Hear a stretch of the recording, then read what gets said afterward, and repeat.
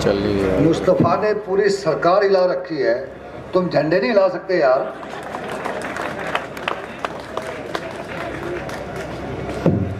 अस्सलामु अलैकुम। देखो, रफ़ी ने जो बातें कही हैं, बाकी का तो मुझे पता नहीं, पर एक बात बहुत झूठ कही है कि मुस्तफ़ा जब बोलता है तो फूल झड़ते हैं। ये दुनिया का सबसे बड़ा झूठ है कि जितने नकली लोग होते हैं ना, जितने नकली होते हैं, नक्काल होते हैं, सिर्फ उनके मुंह से फूल झड़ते हैं। जो सच्ची बात करते हैं उनके मुंह से अंगारे ही निकलते हैं।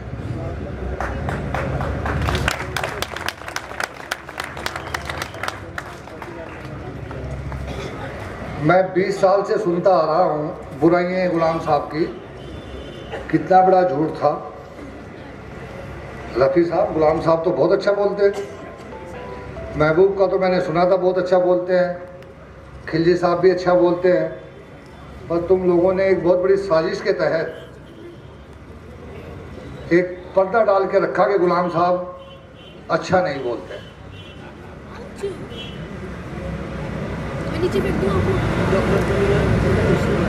मेरा मसला ये है कि मुझे तकरीर करनी नहीं आती, क्योंकि तकरीर सिर्फ सियासतदान कर सकते हैं, और जो सियासतदान हैं, राजनीतिक लोग हैं, वो ज़ुबान से बोलते हैं।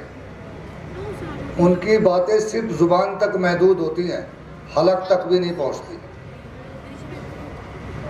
मेरी बातें दिल से निकलती हैं, जो मेरा दिल महसूस करता है वो बातें ही मेरी ज़ुबान पे आती हैं।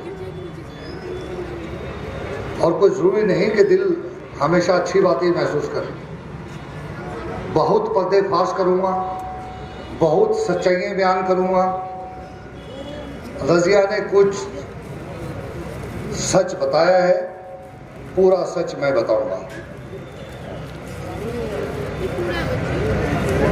जब स्टेज से गलियों की, नालियों की, सीवरेज की बात होती है, मुझे नींद आने लगती है। जब मैं स्टेज पे बैठा होता हूँ और आप लोग वोट मांगने लगते हैं तो मुझे नींद आने लगती है। मेरे शहर के लोगों, मैं जलसे वोट मांगने के लिए नहीं कर रहा हूं, और हर हफ्ते बाद एक जलसा करूंगा, शहर के अलग अलग हिस्सों में करूंगा, लेकिन वोट मांगने के लिए नहीं। मैं एक सोच लेकर आपके सामने आया हूं, जो सालों से मेरे दिल में दफन थी। शहर की तरक्की खुद ब खुद हो जाएगी, पहले अपनी सोच की तरक्की करो। हमारी सोच बहुत महदूद सोच है, बहुत छोटी सोच है। ऊंचा सोचो, इतना ऊंचा सोचो, अगर आप आसमान की सोचोगे तो गिरने लगे तो कुतुब मीनार पर तो गिरोगे। अगर आप निशाना ही घर की छत पर लगाओगे तो आप पैरों में भी गिरेंगे कि नहीं गिरेंगे। अपनी सोच ऊंची रखो। मुझे एक किस्सा याद आ रहा है, लतीफ़ा है। एक बहुत बड़े अमीर रईस आदमी, करोड़ों की गाड़ी जून के महीने में सड़क पे खराब हो गई। बशीर साहब बैठे हैं इधर, चौधरी बशीर, वो बैठे हैं। परसों मेरे पास आए। बशीर साहब बहुत सीनियर आदमी हैं, बहुत इनका एहतराम करता हूँ मैं, 10-15 सीनियर लोगों से है। तो मैंने इनको बुलाया, मैंने सोचा कुछ मुझे अच्छे सुझाव देंगे, कुछ कौमी सोच की बातें करेंगे, अपनी कौम को, अपने शहर को, अपने इलाके को आगे बढ़ाने की बात करेंगे। तो मैंने इनसे पूछा, बताइए बशीर भाई। वो कहते हमारे मोहल्ले की नाली हटी हुई है। इस सोच से निकलना होगा। मैंने फिर इन्हें ये किस्सा सुनाया कि करोड़ों रुपए की गाड़ी खराब हो गई तो परेशान थे वो साहब। सड़क पे एक सरदार जी खेतों में से निकल के आए, किसी ज़माने में मिस्त्री का काम किया था, गाड़ी ठीक कर दी। वो बहुत रईस आदमी थे, बहुत खुश हुए, कहते मांगो जो मांगना है आप। ये बड़े लोग धूप बर्दाश्त नहीं कर सकते ना, कहते जो मांगना है मांग लो, दिल खोल के मांग लो। सरदार जी कहते जी मैंने झूठा दे दो 2 किलोमीटर तक। तो इस शहर की और मेरी कौम की सोच भी यही है। मैं इस सोच से निकालना चाहता हूँ। आप लोगों ने आज तक क्या मांगा है? ईदगाह के लिए 5 लाख रुपए, ये हमारी सोच है, ये हमारी औकात है। अपनी सोच ऊंची करो, पीछे पढ़ो क्या लिखा है। ऊंची सोच, नई पहचान, ये बेड़ा मैंने उठाया है। जब आपकी सोच ऊंची होगी, आपको एक पहचान मिलेगी, उसके बाद सब काम हमारे आसान हो जाएंगे।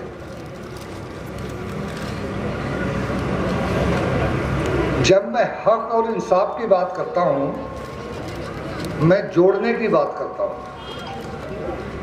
जिस माशरे में, जिस समाज में, जिस गली मोहल्ले में, जिस घर में इंसाफ नहीं होगा, वहां पर अमन नहीं हो सकता। मैं गलत हूं कि सही हूं? अगर माशरे में इंसाफ नहीं होगा, हकदार को हक नहीं मिलेगा, तो अमन मुमकिन नहीं है। अगर किसी को मेरी बात पर शक है, आपके घर में 4 बच्चे हैं, एक बच्चे का हक मान लो, तो घर में अमन बरकरार रहेगा कि फसाद होगा? एक मुल्क है, ये भी एक परिवार है, 140 करोड़ लोग हैं। अगर उन 140 करोड़ लोगों में 20-25 करोड़ लोगों को उनका हक नहीं मिलेगा, तो अमन होगा? नहीं होगा। ये पूरे हिंदुस्तान पर भी लागू होता है, ये शहर में भी लागू होता है, ये आपके घर में भी लागू होता है। हकदार को उसका हक दो। ये बांटने वाली सोच है।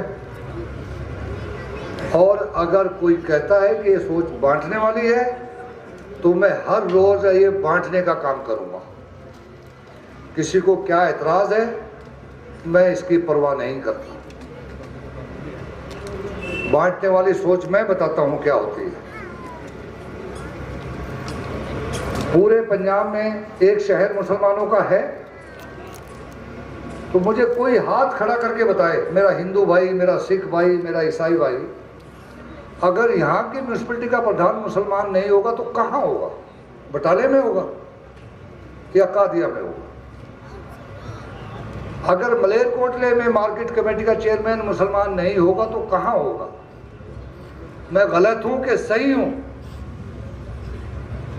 ये गलतियां शहर में होती रही है, जिसका नतीजा ये था यहाँ कभी दिल से अमन नहीं हुआ। ऊपर और अंदर बहुत बड़ी खाइयां थी। मैं जिसका जितना हक है उसको देता हूँ। अहमदगढ़ हिंदुओं का शहर है, वहाँ पे हिंदुओं को हक मिलता है।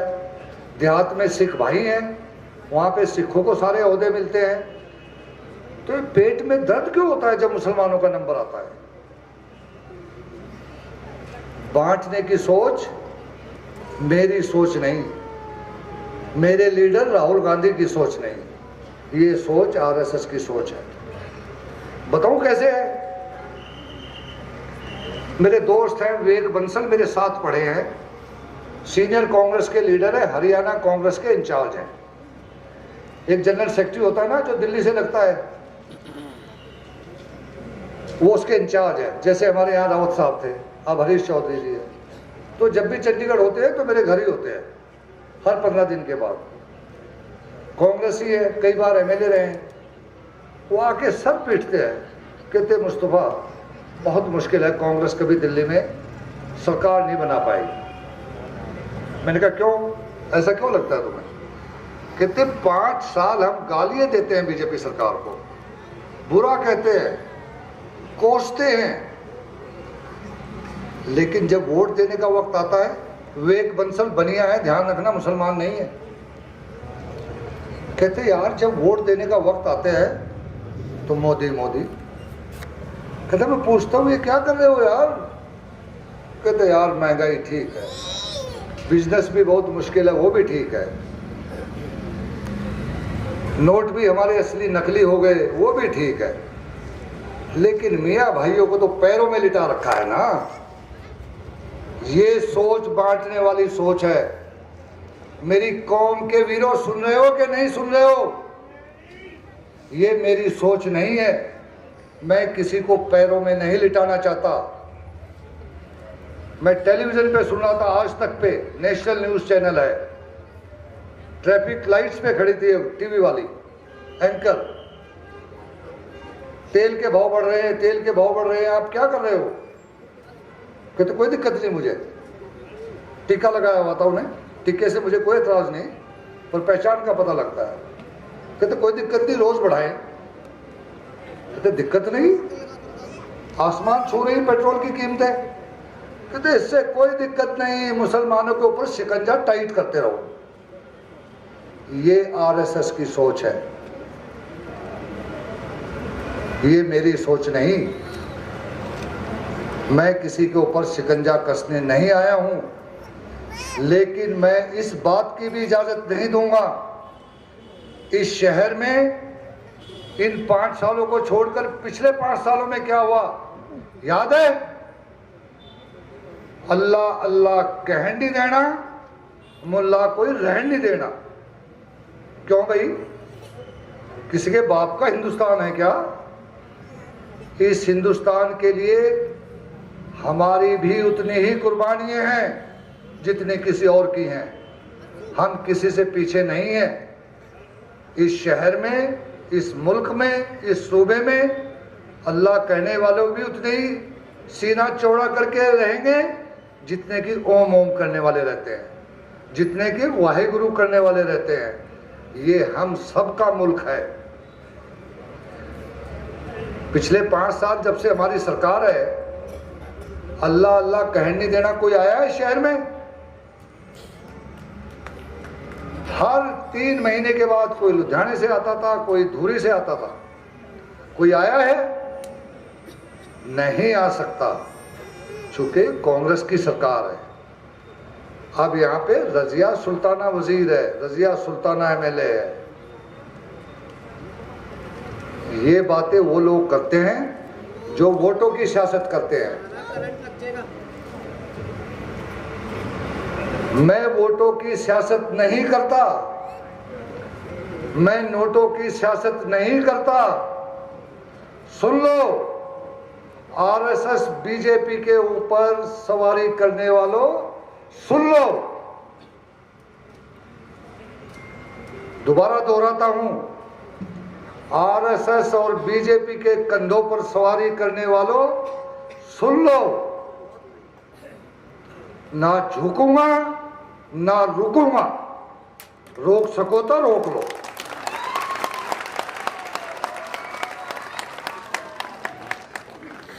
कर लो प्रेस कॉन्फ्रेंस।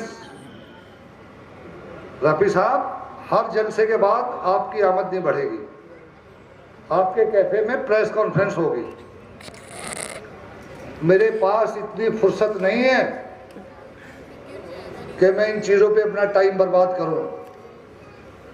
अगर कोई बचा है, मुझे पता है कुछ बैठे होंगे 2-4 एजेंट, ना झुकूंगा ना रुकूंगा। रोक सको तो रोक लो। मैं हक और इंसाफ की बात करता हूं। इंसाफ जब हमें मिलता है तो बहुत अच्छा लगता है। अच्छा लगता है ना? हमारे साथ बेइंसाफी हुई है और हमें इंसाफ मिले तो बहुत अच्छा लगता है। जब हमने किसी के साथ धक्का किया है और वही इंसाफ उसको मिलता है तो हमें बहुत बुरा लगता है। ये होता है कि नहीं? मैं आपको इस शहर की मिसालें दूंगा ताकि आपकी समझ में आ जाए। एक हमारा बहुत बड़ा वर्कर था रमज़ान, जमालपुरे से, गरीब घर से था, नर्सरी में काम करता था, ये जमालपुरे वाले जानते होंगे। मैं उसका बड़ा ख्याल रखता था, पेड़ लेता था नर्सरी से और बेचता था देहात में। मैं सोचता था इसका कुछ रोजगार का करना चाहिए मुझे। एक दिन उसका बाप मुझे पेश हुआ, बुजुर्ग बाप, मुझे नहीं पता वो बाप जिंदा है कि नहीं है। तो उसकी कहानी सुनी, उसके साथ बहुत ज्यादती कर रहा था लड़का, अपने बाप के साथ बहुत ज्यादती कर रहा। मैंने रमजान को बुलाया, इंसाफ की बात की। बात बाप और बेटे के बीच की थी। बेटे को बर्दाश्त नहीं हुआ कि बाप के हक की बात करो, लंबी बात नहीं करना चाहता। उसके बाद से मेरा सियासी सबसे बड़ा दुश्मन जमालपुरे में रमज़ान है। उसने इजहार आलम के लिए गाने लिखे, गली गली गया, घर घर गया, वो उसका हक है जाए। अगर आप ये बर्दाश्त नहीं कर सकते कि आपके बाप को मुस्तफा इंसाफ दे रहा है, तो अगर किसी और को इंसाफ मिलेगा फिर क्या करेंगे आप?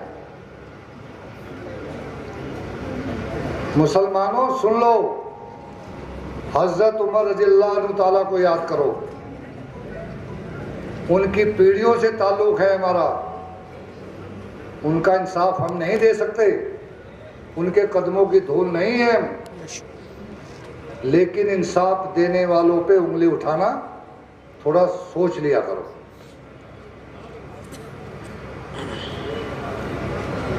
पांच छह बातें हैं जिसके मैं मिसाल देके आपके सामने रखना चाहता हूं।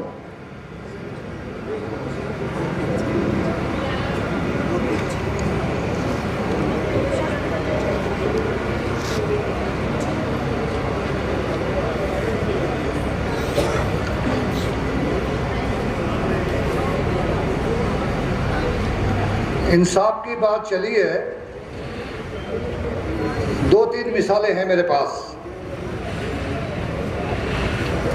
मेरी फितरत में नहीं है। मेरे घर में मेरे घर वाले भी मुझे बहुत ज़्यादा पसंद नहीं करते, क्योंकि मैं इंसाफ की बात करता हूँ। मैं मजाक नहीं कर रहा, मैं वो साहब, मेरे घर वाले, मेरे भाई, मेरी बहनें, मैं बहुत पॉपुलर नहीं हूँ उनमें, चूँकि मैं इंसाफ की बात करता हूँ। फराजी का नाम सुना है? कहाँ है फराजी? जेल में है, कत्ल के केस में जेल में है। कांग्रेस से उसका कोई ताल्लुक नहीं। फराजी के खिलाफ एक साजिश रची गई। फराजी अकाली दल में है,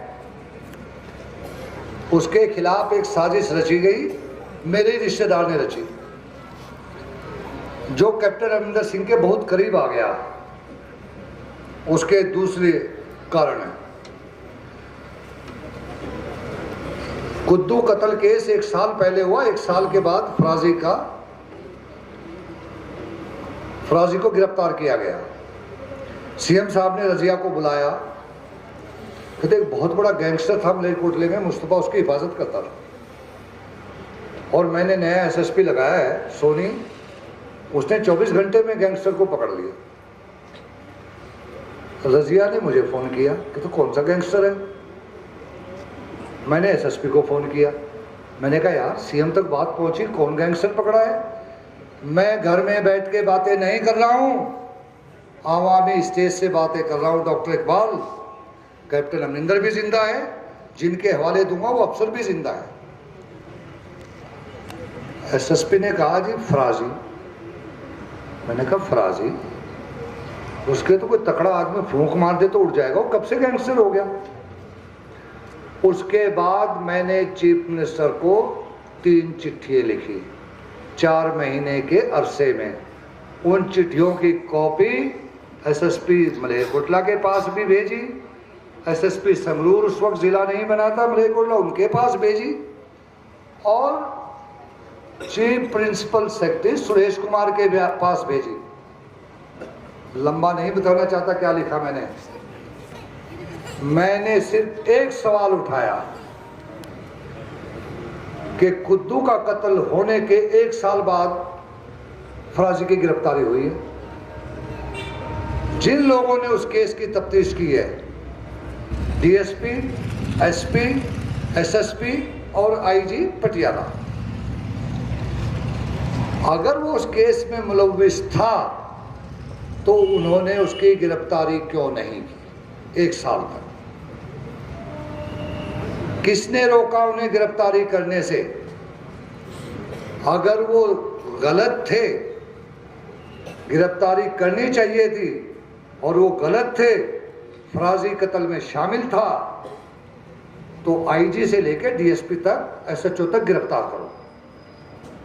कत्ल केस में एक आदमी शामिल है और आप उसे गिरफ्तार नहीं कर रहे, और अगर वो शामिल नहीं है, 1 साल के बाद गिरफ्तार झूठा किया गया, तो जो अफसर अब हैं उनको गिरफ्तार करो। और मेरी हिम्मत को नापना चाहते हो ना, वो चिट्ठी मेरे पास मौजूद है, कैप्टन अमरिंदर सिंह के पास भी मौजूद है। मैंने कैप्टन अमरिंदर सिंह को नौकरी में होते हुए धमकी दी कि मैं हाई कोर्ट तक जाऊंगा, सीबीआई इंक्वायरी कराऊंगा और ऊपर से नीचे तक सबको जेल में भेजूंगा। या तो वो लोग जेल में जाएंगे जिन्होंने फराजी को गिरफ्तार नहीं किया, या वो जेल में जाएंगे जिन्होंने उसे झूठा गिरफ्तार किया। ये शहर सुन रहा है ना, तो मेरी रिश्तेदारी नहीं है फराजी से, मेरी पार्टी से ताल्लुक नहीं है फराजी का, लेकिन जब कहीं भी कोई बेइंसाफी होती है, मेरा खून खौलता है, मुझे नींद नहीं आती। अब फराजी केस अपने अंजाम तक पहुंचेगा, सच दुनिया के सामने आएगा। बड़ी कुछ तब्दीलियां हुई हैं पंजाब में। कैप्टन को कोई बेचैनी नहीं हुई, कैप्टन साहब को कोई बेचैनी नहीं हुई। मिनिस्टर बदले, सरकार बदली, जिस दिन एसएसपी मलेरकोटला बदला, कैप्टन साहब की नींद हराम हो गई। चन्नी साहब को फोन किया, एसएसपी मलेरकोटला मत बदलो, वो तो बदलना था। बात दिल्ली तक पहुंची। जो नई एसएसपी लगी, फिर उसको बुलाया गया, वो बात भी दिल्ली तक पहुंची। तो कैप्टन साहब क्यों परेशान है? आपने तो सच काम किया होगा ना। ये सबसे बड़ी मिसाल है कि मुस्तफा बेइंसाफी नहीं होने देता। आगे चलिए, एक कत्ल और हुआ इस शहर में, एमसी अनवर। मैंने चीफ मिनिस्टर को उन तीनों चिट्ठियों में लिखा, डीआईजी, आईजी, एसएसपी को लिखा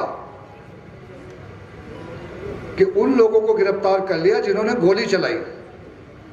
सुन रहे हैं शहर वाले? उनको गिरफ्तार किया जिन्होंने गोली चलाई, लेकिन जिन्होंने गोली चलवाई वो कौन है? अब वो भी सामने आएंगे।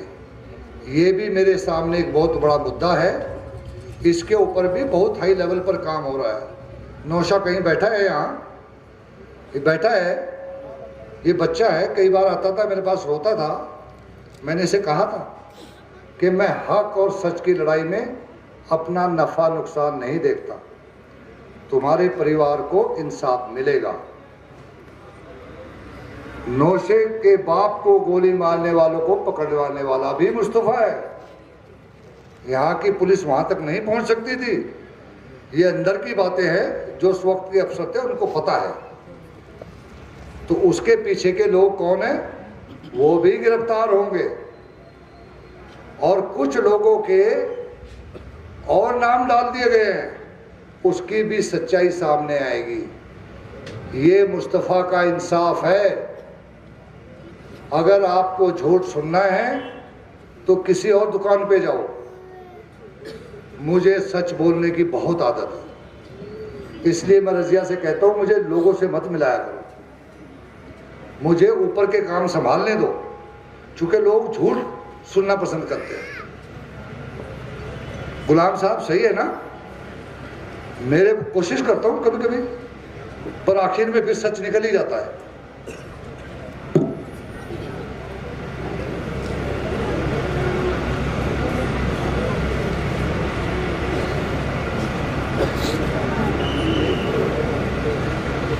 अब बात करता हूं जो लोग उंगलियां उठाते हैं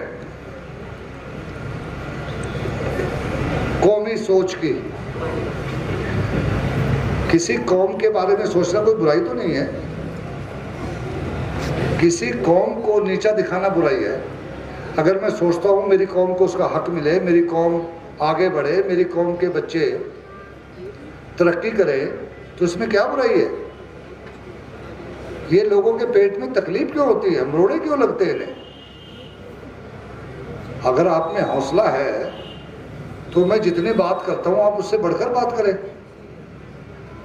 मैं उठता बैठता सोता जागता इस शहर और इस हलके की सोचता हूँ। रजिया ने आधी बात बताई है, सच्ची बताई है कि जिला कैसे बना है। पीछे तक लोग खड़े हैं, सुन लीजिए। पूरे पंजाब को पता है कि कैप्टन अमरिंदर सिंह से मेरा 36 का आंकड़ा था कि नहीं था, लेकिन मैं डंके की चोट पे क्यों कहता था कि जिला बनेगा? कहता था ना, ये बहुत बड़ी बात थी। रजिया ने भी ऐलान किया था 1 साल पहले, मैंने 3 महीने पहले ऐलान किया था कि अगर जिला नहीं बना, मेडिकल कॉलेज नहीं बना, तो मलेरकोटला हाउस इलेक्शन नहीं लड़ेगा। कैसे भरोसा था इतना? मुस्तफा को, रजिया को कैसे भरोसा था? कैप्टन अमरिंदर सिंह तो भरोसे के लायक नहीं है। मैं बताता हूं ये भरोसा कहां से आता है। फरवरी में मेरा सियासी कत्ल हुआ, एक साजिश के तहत हुआ। डीजी लगाना ना लगाना है सीएम की मर्जी है, जिसे मर्जी लगाए, लेकिन यूपीएससी से मेरा नाम कटवाकर मुझे जलील किया गया, वो मुझे बर्दाश्त नहीं था।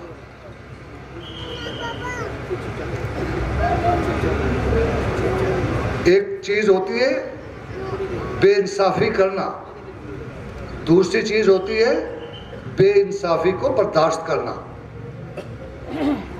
मेरी नजर में बेइंसाफी को बर्दाश्त करना बेइंसाफी करने से बड़ा जुर्म है। तो मैं डीजी ना बनता कोई मामला नहीं है, लेकिन जो मेरे साथ धक्का हुआ, जलील किया गया, साजिश के तहत यूपीएससी में मेरा नाम कटवाया गया। क्यों नाम कटवाया गया? 3 नाम आने थे, आप अपनी मर्जी का लगा लेते। इसलिए इनको ये डर था कि शायद राहुल गांधी का प्रेशर होगा, फिर हमें लगाना पड़ेगा। ये साजिश की वजह थी। चलिए, मैं आपके भरोसे, वो लड़ाई मैंने लड़ी है अपनी।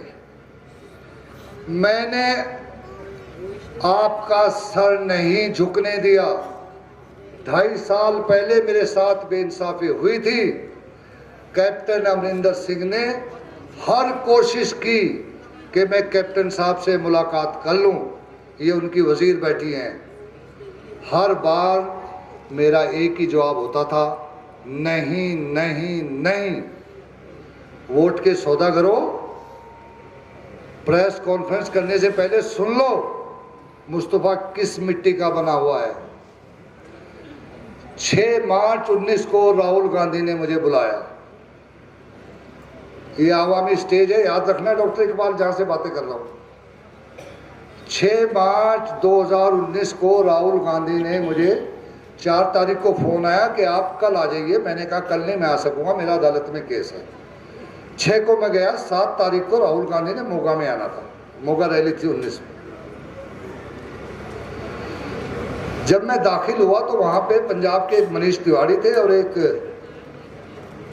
क्रिकेटर जो हैदराबाद वाले, क्या नाम है उनका, अजहरुद्दीन। ये रिसेप्शन के जो ऑफिस वाला हिस्सा वहां पे बैठे थे। तो राहुल गांधी के सेक्रेटरी आए, वो मुझे लेके दूसरी तरफ ले गए। पर मनीष तिवारी और अजहरुद्दीन ने मुझे देखा।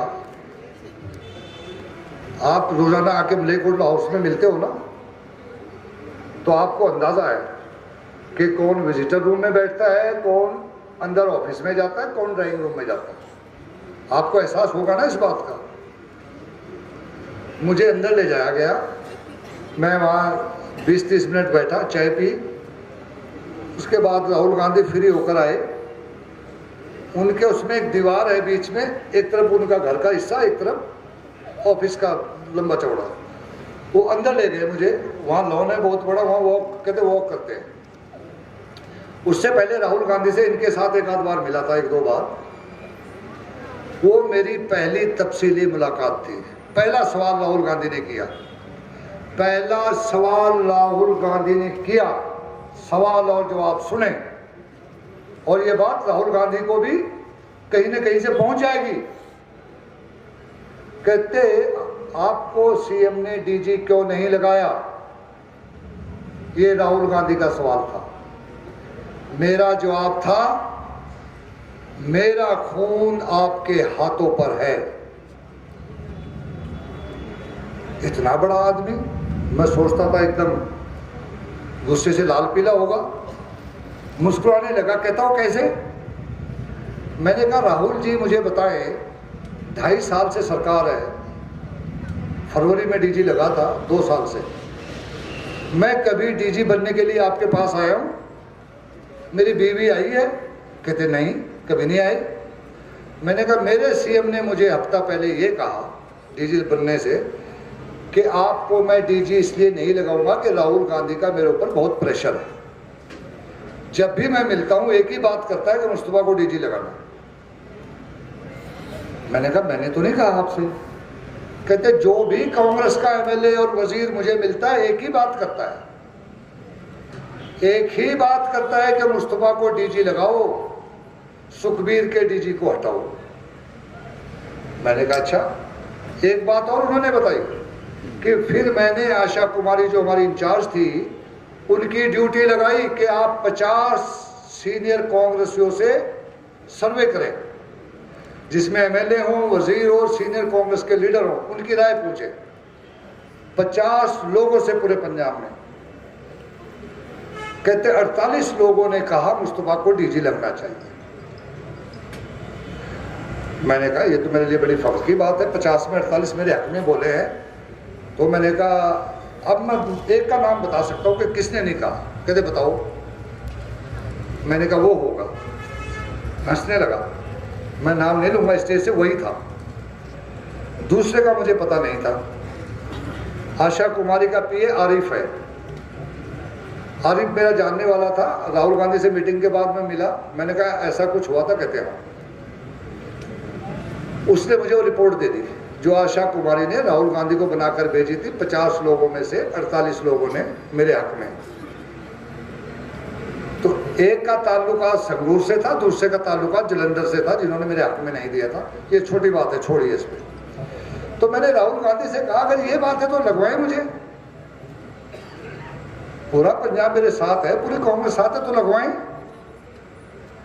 फिर मैंने उन्हें एक मिसाल दी कि जब मैं यूनिवर्सिटी में पढ़ता था तो मैं किससे सुनता था कि जब आपकी दादी प्रधानमंत्री थी, उनके पीए धवन थे, जब वो किसी मुख्यमंत्री को फोन करते थे तो मुख्यमंत्री कुर्सी से खड़ा होकर फोन सुनता था। और मेरा चीफ मिनिस्टर कहता है कि मैं इसलिए आपको नहीं लगा रहा हूं कि आपने फोन किया, आपने मेरे लिए दबाव डाला।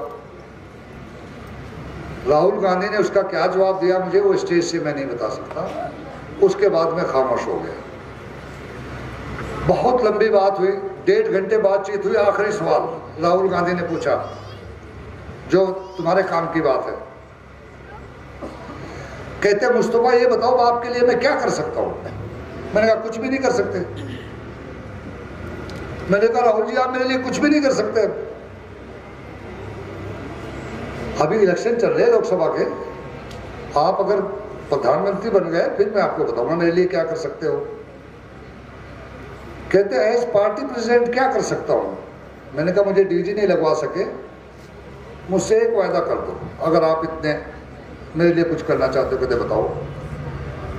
मैंने कहा अगले इलेक्शन से पहले मेरा जिला मलेरकोटले को जिला बनवा दो और एक मेडिकल कॉलेज बनवा दो। उन्होंने कहा डन। समझ रहे हो आप? सुन रहे हो? कहां से इतना भरोसा था मेरे अंदर कि जिला बनेगा, मेडिकल कॉलेज बनेगा, नहीं तो मलेरकोटला हाउस इलेक्शन नहीं लड़ेगा। बाकी सारी कहानियां हैं। ये ठीक है, कैप्टन साहब का फोन आया रजिया को, रजिया ने ऐसे कहा, सुरेश कुमार ने भी मदद करी, लेकिन आपका जिला बनाने वाला राहुल गांधी है। ये है मेरी कौमी सोच। मैं सौदा नहीं करता कौम का। मैं नोटों के लिए और वोटों के लिए कौम को बेचने नहीं आया हूं। मैं इस कौम को, इस हलके को, इस शहर को ऊपर उठाने आया हूं। आगे चलिए। सुखबीर बादल जिंदा है अभी। ये सारे उनकी मिसालें दे रहा हूं जो जिंदा है, कि मैंने कौम का सौदा नहीं किया। मेरे मुंह पे ताला था, आज ताला नहीं है। सुखबीर बादल मेरा बहुत अच्छा दोस्त है। उसकी पार्टी अलग है, हमारी अलग है। बड़ी गाली दिलवाते थे यहाँ पे लोग उससे। मुस्तफा को बड़ी गाली दिलवाते थे और वो दे के जाता था। उसके बाद फ़ोन करता था मुझे, कहता यार बुरा नहीं मानना है, सियासत है। मैंने कहा मैं बिल्कुल बुरा नहीं मानता, इससे ज़्यादा रजिया से दिलवाऊंगा तुझे कल। यही होता था ना। और जो सुखबीर की पार्टी में है, सुन लो, एक अंदर की राज की बात बताऊं, अभी तक नहीं बताया। अल्लाह को हाजिर नाजिर जान के कहता हूं, सुखबीर गवाह है। एक इलेक्शन में 4 इलेक्शन रजिया ने लड़े। एक इलेक्शन में मैंने सुखबीर को कहा यार पैसे की जरूरत है, कुछ पैसे दे। कहता पैसे तो दे दूंगा, लेकिन बादल साहब को पता नहीं लगना चाहिए। सुखबीर ने पैसे दिए। इसका मतलब ये नहीं है कि वो अकाली दल का गद्दार था या मैं कांग्रेस का गद्दार हूं। दोस्ती है, दोस्तियों में चलते हैं। सुखबीर की पार्टी वालों, नींद आएगी रात को? सो सकोगे? और सुन लो, आकिल की शादी हुई, सुखबीर आया। उसके बाद उसने जिद की कि आकिल और जैनब उसके ओबरॉय होटल में ही हनीमून मनाएंगे। नहीं सो सकोगे। 1 हफ्ता रहे उसके होटल में, और 1 हफ्ते के बाद जब आए तो बिल नहीं दिया, शगन लेके आए हैं। ये मेरे जाति ताल्लुकात है, मैं किससे मिला हुआ नहीं हूं। अब मेन बात पे आता हूं। जब कौम के सौदे की बात हुई, 2009 का इलेक्शन था, सुखबीर होम मिनिस्टर था, रजिया को मुझे बुलाया। अकाली दल वालों पूछना सुखबीर से जाके कि मुस्तफा झूठ तो नहीं बोल रहा। कहा आप अच्छे लोग हो, मुझे जरूरत है, अकाली दल ज्वाइन कर लो। आप मेरी टीम का हिस्सा होगे, मेरी जो अंदर की टीम है उसका हिस्सा होगे। पूछो सुखबीर बादल से जाकर क्या जवाब था रजिया का। मैं तो खामोश रहा। रजिया का क्या जवाब था? रजिया ने कहा थैंक यू वेरी मच, बहुत मेहरबानी आपकी, आप हमारे बारे में अच्छा सोचते हो, हम भी आपके बारे में अच्छा सोचते हैं, लेकिन जब तक आप बीजेपी की सवारी कर रहे हो, हम चिमटे से भी अकाली दल को नहीं छू सकते। ये है रजिया और मुस्तफा की कौमी सोच। करो प्रेस कॉन्फ्रेंस कल, प्रेस कॉन्फ्रेंस करो कि मुस्तफा ने रात ये ऐलान किया है, बताओ लोगों को। उसके बाद 2011 नवंबर मैं अहमदाबाद से आया। 2010 नवंबर वक्फ बोर्ड बना था ना। सुखबीर की कोठी सुखबीर को मिला अहमदाबाद से आकर दिल्ली। सुखबीर ने कहा वक्फ बोर्ड बनाने जा रहा हूं कल, मुस्तफा सोच लो तुम गलत पार्टी में हो, आप अकाली दल ज्वाइन करो और बताओ किसको चेयरमैन बनाना है। मेरा जवाब था, होम मिनिस्टर था वो, I said thank you sir. जो हमारा जवाब 1 साल पहले था, आज भी हमारा जवाब वही है। मैं कौम के हक के सौदा नहीं कर सकता। मैं आरएसएस की सोच और बीजेपी की सोच के लोगों से समझौता नहीं कर सकता। इलेक्शन मेरे लिए बहुत छोटी मोटी बातें हैं। कौन इलेक्शन जीतेगा, कौन हारेगा, ये बहुत छोटी बातें हैं। मुझे तो अल्लाह ने पैदा किया है इस शहर, इस हलके और इस कौम की तकदीर बदलने के लिए। वो झंडा मैंने उठा रखा है और उठा के रखूंगा।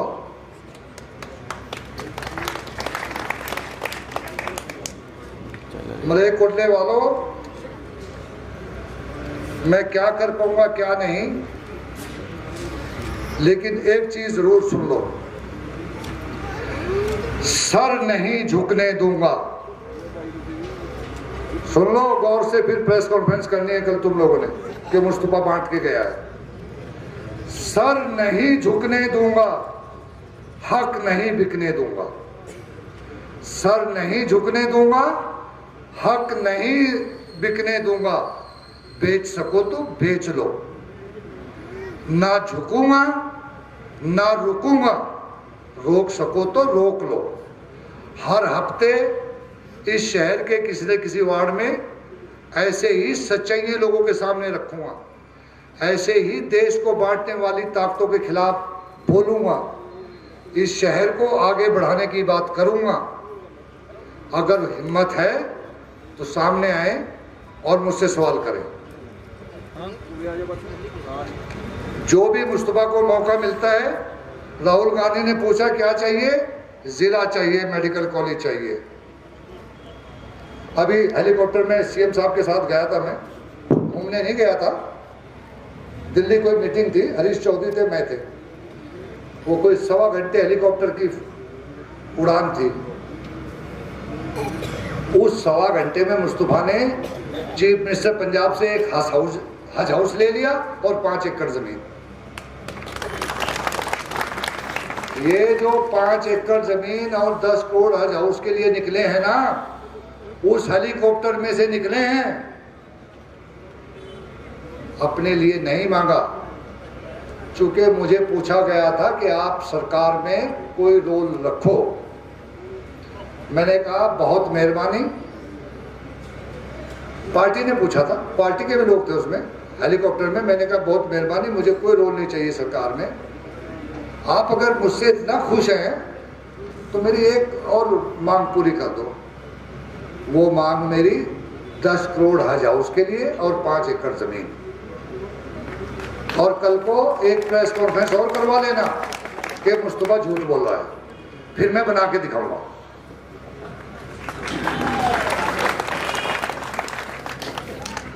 ऊंची सोच का मतलब समझाऊं तुम्हें? ये भी दिल्ली सुन रही है, ये भी दिल्ली सुन रही है। 20 तारीख को सीएम साहब ने शपथ ली। रजिया ने मुझे कहा कि 19 की तारीख की रात को आपको चलना होगा। मैंने कहा मैं नहीं जाना चाहता, सुबह सुबह जाना पड़ेगा। सुबह ही 6 बजे सीएम साहब का, भी सीएम नहीं बने थे, चन्नी साहब का फोन आया, कहते आपको आना पड़ेगा। और 5 फैमिली मेंबर की मुझे इजाज़त मिली है, आपका नाम उन 5 में है। मैंने कहा चलो मैं आता हूँ, लेकिन मैं नहीं जा पाया। जब रजिया पहुंची 40-45 लोग थे वहाँ पे जहाँ शपथ हुई थी, राहुल गांधी भी था। तो सीएम साहब ने, शपथ हो चुकी थी, सीएम बन चुके थे, इनको पूछा कि भाई साहब नहीं आए, कहते वो तैयार नहीं थे, कहते बात कराओ। फिर टेलीफोन पे इन्होंने सीएम साहब से बात कराई। मैंने कहा मैं तैयार नहीं था इसलिए नहीं आ सकता। जहाँ पे 40-50 लोग हों, राहुल गांधी हो, हमारा सबका लमिया एक है, ऊपर है। फिर नीचे आके ना अलग अलग लमिया है, कांग्रेसियों का और है, जमीनी खुदा, जमीनी खुदा जिसे कहते हैं ना, असली लमिया तो ऊपर है, जमीनी खुदा लोगों ने बना रखे। बीजेपी वालों का कोई है, आरएसएस वालों का कोई है, उनका कोई है। तो होड़ लगती है राहुल गांधी को मिलने की जहाँ कांग्रेसी होते हैं। रजिया की आदत है, कभी होड़ में नहीं पड़ती। ये रजिया का किरदार है, तुम्हें इस पर फख्र होना चाहिए। कभी भीड़ में नहीं जाती, एक कोने में खड़ी थी, ये अखबार में भी लगी थी। राहुल गांधी ने नाम लेकर बुलाया रजिया और एक तरफ ले गए 1 मिनट के लिए, और इनके कान में कुछ फुसफुसाया। ये तो मैं नहीं बताऊंगा कि क्या उन्होंने कान में कहा। ये वहां से थोड़ा दूर हुई, उन्होंने मुझे फोन किया। उसके बाद मैंने मैसेज किया उन्हें। शाम को 5 बजे 20 तारीख को जिस दिन शपथ हुई, मुझे सीएम साहब का फोन आया कि कुछ बड़े फैसले होने हैं, आप आ जाइए। चलो, मैं लंबा नहीं बताना चाहता। मैं रात को चला गया। मनप्रीत बादल साहब थे, सीएम साहब थे और मैं था। मनप्रीत बादल साहब के घर में हम 4 बजे तक बैठे, 20 तारीख की रात। तो सीएम की सिक्योरिटी बहुत होती है, जो अमरिंदर की सिक्योरिटी थी वो सीएम के साथ हो चुकी थी, तो ये बात छिपी हुई तो रहती नहीं। 4 बजे मैं वहां से निकल के गया। बीच में हमने बड़े अफसरों को बुलाया और किसी को हमने बीच में नहीं बिठा रखा था। पीएस सीएम हुसैन लाल जी भी नहीं थे। मैंने उन्हें कहा ये तीनों की अलग ही हो। बीच में हम IAS IPS को बुलाते रहे, ADG DG। सुबह मुझे 4 बजे दिल्ली जाना था। दिल्ली मुझे बुलाया गया था, मैं दिल्ली चला गया। बारिश बहुत हो रही थी, मैं दिल्ली में था। मुझे फोन आया मनप्रीत बादल साहब का कि कैप्टन अमरिंदर सिंह बड़े घबराए हुए थे, उन्होंने मुझे बुलाया था। उन्हें लगता था कि मुस्तफा और सीएम जो बैठे हैं रात भर, तो शायद मेरे खिलाफ साजिश। इतना बड़ा डर है कैप्टन अमरिंदर सिंह को मुस्तफा का। महाराजा का दिल देख रहे हो ना, जो बड़ा शेर बनता से सुखबीर नू डालूंगा, बादल नू डालूंगा। कोई आप तो मुस्तफा नू नहीं ढा सका, तो सुखबीर बादल में की डाऊंगा। मनप्रीत बादल ने उसको कहा कि आपका तो जिक्र भी नहीं आया, और बिल्कुल जिक्र नहीं आया। अल्लाह इस बात का गवाह है, कैप्टन का कोई जिक्र ही नहीं आया। सरकार के अहम फैसलों पे तज़किरा हुआ। बहरहाल मैं दिल्ली चला गया, दिल्ली वालों से बात हुई। मैं क्या बताना चाहता हूं कि क्यों मेरी इज्जत है दिल्ली में। सलाह मशवरे हुए। मैंने पूछा कि आप राजा वड़ीन को मिनिस्टर बना रहे हो, ये फैसले उनके होते हैं, मैं कुछ नहीं करा सकता, मेरी तो सलाह होती है। कहते क्यों? मैंने कहा अगर बना रहे हो तो ट्रांसपोर्ट महकमा उन्हें दे देना। कहते वो क्यों? कहते किसके पास है? मैंने कहा रजिया के पास है। कहते क्यों, आप क्यों दिलवाना चाहते हो? मैंने कहा महकमा ऐसा ही है, बड़ा टेढ़ा महकमा है, बड़ा गंदा है, वो राजा वड़ीन उसे हैंडल कर लेगा, बहुत गंद है उस महकमे में, वो औरतों के उसका नहीं। बात खत्म हो गई। मुझे नहीं पता था राजा वड़ीन को बनाएंगे नहीं बनाएंगे, और बहुत सारी डिटेल तफसील हर एक के ऊपर मुस्तफा ने राय दी। ये राहुल गांधी गवाह है, रजिया के लिए मैंने कोई बात नहीं की। रजिया ने मुझे कहा आपने मेरे महकमे की बात की है? मैंने कहा तुमने कहा था कि ट्रांसपोर्ट दिलवा देना किसी और को, मैंने सिफारिश कर दी। राजा वड़ीन को भी मैंने फ़ोन कर दिया। राजा वड़ीन घर पे आके 3 दिन पहले 6 दिन पहले से थैंक्स भी कर गए। कहते मेरे के लिए भी तो मुझे वो डिपार्टमेंट दिलो। मैंने कहा मैं नहीं बात कर सकता तेरे लिए। कहते नवजोत से बात कर लो, सिद्धू साहब से। मैंने कहा तेरे लिए मैं सिद्धू साहब से भी नहीं बात कर सकता, बैठी है पूछो, आप खुद करो, मैं तुम्हारे लिए बात नहीं, मैं छोटा हो जाऊंगा। बीजेपी के कंधों पे चलने वालों सुन लो, मैंने कहा मैं नवजोत की नजरों में, राहुल गांधी की नजरों में छोटा नहीं बनना चाहता। मैं रजिया के महकमे की बात नहीं कर सकता, आप करो। रजिया गई 21 तारीख की सुबह 34 सेक्टर में होटल में इनकी मीटिंग हुई, नाश्ता किया इन्होंने इकट्ठा। इन्होंने कहा ये महकमा मुझे चाहिए। उन्होंने कहा डन। 21 की शाम को दिल्ली में मीटिंग हुई।